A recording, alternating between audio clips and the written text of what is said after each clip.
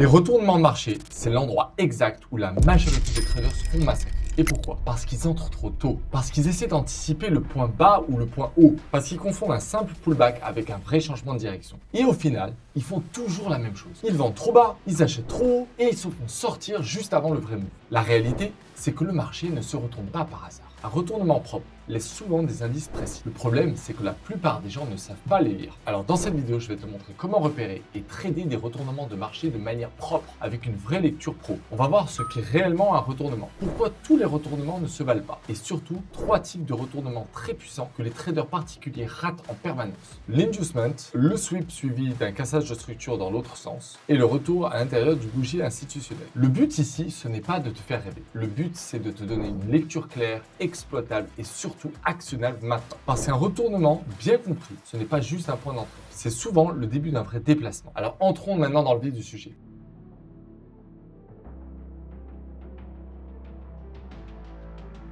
Un retournement, ce n'est pas juste un prix qui rebondit. Ça, c'est l'erreur numéro 1. Beaucoup de traders, après une baisse, voient une bougie verte et pensent « ça y est, ça se retourne ». Ben non. Un vrai retournement, c'est un moment où le marché cesse de défendre une direction, puis commence à construire une structure dans l'autre sens. Autrement dit, soit les acheteurs perdent la main, soit les vendeurs perdent la main. Dans ces cas-là, le marché montre qu'un autre camp reprend le contrôle. Et ça, c'est important, parce qu'un retournement ne se traite pas comme une continuation. Sur une continuation, tu accompagnes une direction déjà en place. Mais sur un retournement, tu dois détecter un basculement. Et ce basculement, il se lit dans le contexte, dans la liquidité et dans la réaction du prix et de la structure. Alors, il y a 2 types de retournements possibles. Soit on parle d'un retournement mineur, c'est-à-dire d'un retracement, soit on va parler d'un retournement majeur, donc du début d'une vraie expansion dans un autre sens. Ton travail, ce n'est pas de deviner, mais de faire la différence entre ces deux-là. Si tu veux trader les retournements sérieusement, tu dois arrêter de regarder ton graphique comme un trader isolé sur 1 minute ou 5 minutes. Un retournement n'a de valeur que dans son contexte. La première question à te poser, c'est donc dans quel environnement de marché je suis? Est-ce que le marché est en tendance haussière, en tendance baissière ou en range? Parce qu'un retournement contre-tendance n'a pas la même portée,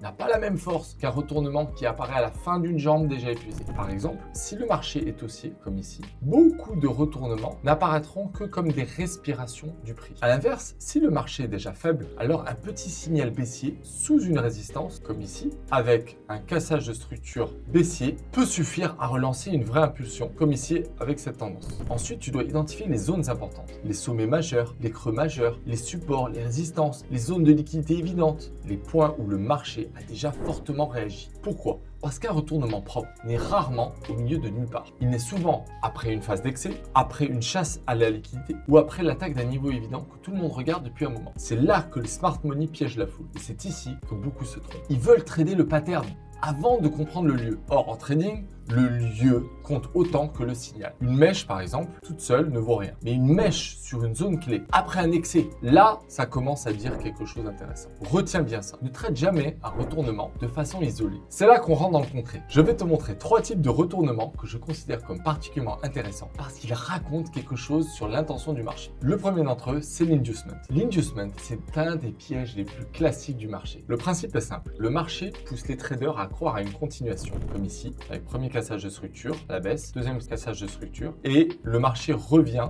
dans une zone dite d'intérêt. Une fois arrivé dans cette zone, le prix vient sweeper les hauts avant de faire un cassage de structure dans la même direction que la tendance. À ce moment-là, tu vas souvent croire une petite cassure propre, un niveau qui semble validé, une structure ensuite qui se retourne et qui paraît évidente de suivre, et beaucoup de traders qui entrent alors ici, dans la continuation de ce mouvement, exactement là où il ne fallait pas entrer. Et pourquoi? Parce que le marché a besoin de liquidité. Il a besoin donc d'aller chercher des stops, il a besoin d'entrées tardives, de breakout traders, de gens convaincus que cette fois c'est bon, ça part. C'est là que l'inducement apparaît. C'est donc ce qu'on peut appeler une fausse invitation. Le marché te montre quelque chose de séduisant pour que tu sois incité à y aller, pour aller finalement stopper tous ces vendeurs, récupérer la liquidité laissée par les premiers vendeurs de la séquence baissière avant d'aller chercher la vraie origine du prix qui se trouve sur un point d'intérêt ici sous la forme d'une zone de vente. C'est donc cette phase montante que l'on appelle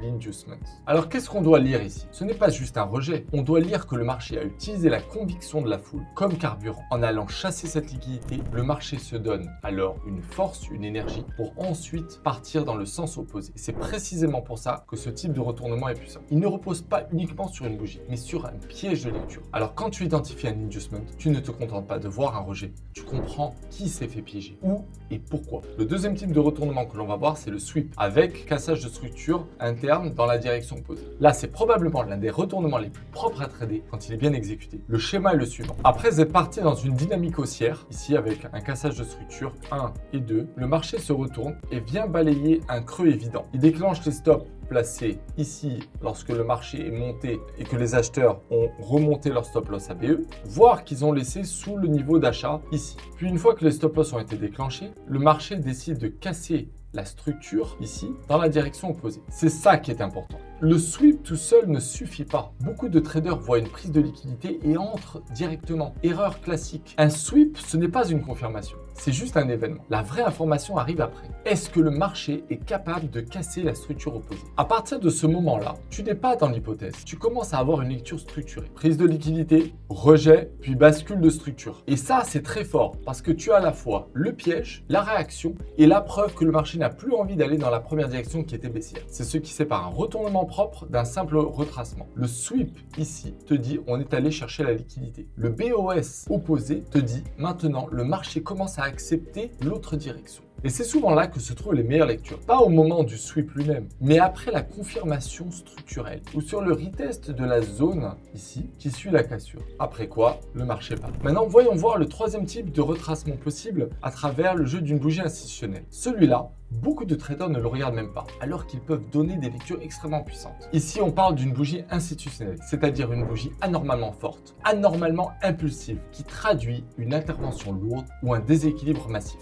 Dans ton cadre, on va pouvoir le définir comme une structure en 5 barres, comme ici, 1, 2, 3, 4, 5, voire plus, ou alors d'une bougie centrale dominante d'une amplitude de 3 ATR ou plus, comme ici. Autrement dit, ce n'est pas juste une bougie normale. On est sur une bougie qui a déplacé le marché avec violence. Mais pourquoi elle est importante? Parce qu'une vraie bougie institutionnelle marque souvent une zone que le marché va respecter ou qu'il invalide de manière très significative. Quand le prix revient tester cette bougie, il y a deux possibilités. Alors, soit il la respecte et cette bougie institutionnelle agit comme une zone de conciliation, soit le prix réintègre l'intérieur de cette bougie. Alors là, on commence à avoir un signal de faiblesse ou une zone de reprise adverse. Le point clé, c'est que si un mouvement a été lancé par une bougie institutionnelle, puis que le marché revient franchement à l'intérieur, ça veut dire qu'une force contraire est d'une puissance telle que la bougie est avalée. Ceci traduit souvent une intention de voir le prix se retourner. Et c'est ça qui est très précieux. Ça raconte beaucoup plus sur l'intention du marché. Par exemple, ici, on a une grosse bougie institutionnelle baissière. Tout le monde pense que la zone va forcément tenir. Sauf que le marché lui revient à l'intérieur, accepte le prix dans cette bougie, puis fait mine de vouloir casser la structure ici en dessous. Et là, tu as un message clair. La force initiale n'est plus défendue de la même manière. Et souvent, ce type de retour dans une bougie institutionnelle précède un vrai retournement et invite à entrer après qu'il y ait eu une confirmation, une fois que le prix aura cassé les précédents hauts. Et à ce moment-là, on cherchera à entrer quand le prix aura retracé dans une zone avantageuse. L'entrée ici se fera sur un retour du prix vers une zone d'intérêt sous la forme d'un order block ou ici, par exemple, d'une zone de demande. On attendra donc que le prix descende dans la zone de demande pour pouvoir rentrer un long. La dernière étape, c'est d'attendre la confirmation. C'est ici que se fait la différence entre le trader discipliné et le trader impatient. Le trader impatient, lui, voit une possibilité. Le trader discipliné, lui, attend une validation. Et en retournement, cette différence entre les deux change tout. Parce que vouloir attraper le top ou le bottom, c'est flatteur pour l'ego. Alors la confirmation peut prendre plusieurs formes. Soit tu recherches une cassure de structure opposée après un fake breakout, comme ici. On a eu un fake breakout. Les gens pensaient que c'était le bon moment pour rentrer en short juste après la cassure de ce bas. Pour une fois que le marché se retourne, vienne casser ces hauts niveau, cela apporte la confirmation que le prix va continuer dans sa tendance haussière. Ou bien il y a une deuxième possibilité, c'est qu'une cassure de structure se fasse après inducement. Comme ici, on a bien eu des cassures de structure baissière, on a un retour vers la zone de liquidité, sauf que le marché a fait un faux départ du prix avant de retourner dans sa zone d'origine propre, sous la forme d'un inducement.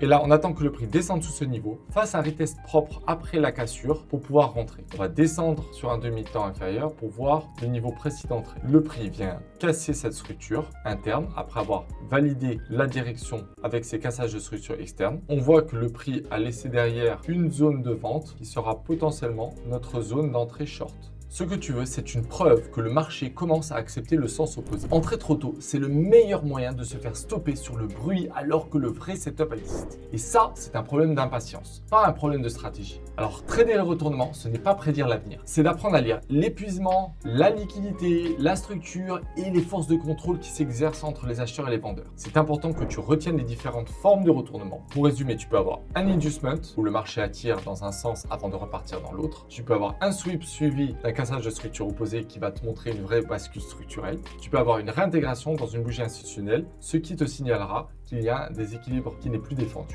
Ce que les traders perdants essaient de faire, c'est de deviner. Mais ce que les traders solides font, eux, c'est attendre que le marché parle clairement. Quand tu comprends ça, tu arrêtes de courir après les bougies. Tu arrêtes de te faire piéger sur les faux moves. Et tu commences enfin à capturer les déplacements qui comptent vraiment. Les retournements, eux, peuvent être parmi les setups les plus rentables du marché. Mais seulement si tu les trades avec méthode, patience et discipline. Si tu veux aller plus loin et trader avec moi, je t'invite à rejoindre la communauté Discord gratuite. Tu vas y trouver du contenu, des analyses et surtout une vraie logique de lecture du marché. Loin du bruit et des faux signaux que l'on voit partout. Et surtout, mets cette stratégie en pratique. Observe ces 3 types de retournements sur tes graphiques. Teste-les proprement et dis-moi en commentaire lequel tu repères le plus souvent. C'est tout pour aujourd'hui. À très bientôt dans la prochaine vidéo.